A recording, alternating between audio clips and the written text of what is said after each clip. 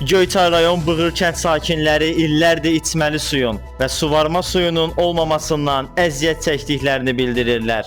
Mətbuat Azın bölgə müxbirinin verdiyi məlumata görə kənd sakinləri iddia edir ki, illər əvvəl Oğuz-Qəbələ-Bakı magistral su kəmərinin tikintisi zamanı su kanalının torpaqlanması nəticəsində suvarma arxı yararsız vəziyyətə düşüb.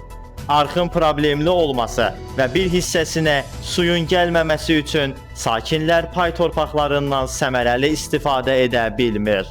Onlar həmçinin içməli su problemindən də əziyyət çəkdiklərini qeyd ediblər. Bakı Oğuz kəməri çəkilən gündən bəri bizim arxımızı ləğv elədi Oğuz kəməri. Bizim burada içməli suyumuz deyəndə ki, əlbərimlə içməli su da gəlirdi, o sudan istifadə edib içirdik.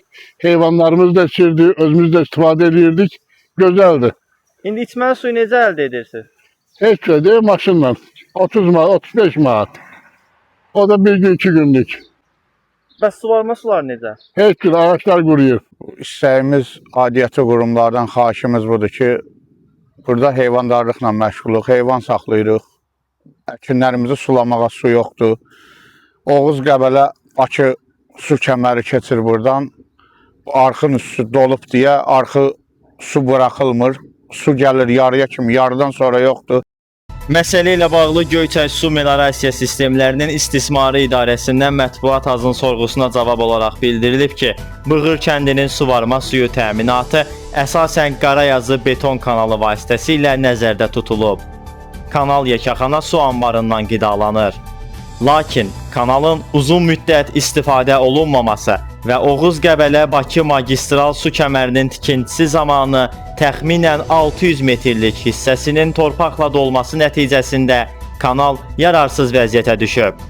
Kanalın tam bərpası üçün təxminən 2100 metr hissədə əsaslı təmir işlərinə ehtiyac var.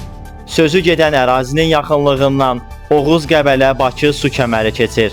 Əvvəllər həmin kəmərdə yaranmış sızmadan istifadə etsələr də, sızma aradan qaldırıldıqdan sonra su təminatında çətinlik yaranıb. Hazırda həmin ərazidə Göyçay Su Meliorasiya Sistemlərinin İstismarı İdarəsinin içməli su xidməti mövcud deyil. Bu barədə vətəndaşlara izahat verilib. Əsaslı təmir işlərinin görülməsi üçün layihə sənədlərinin hazırlanması növbəti ildə nəzərdə tutulub. Davud Tarverdiyev, Mətbuat Az.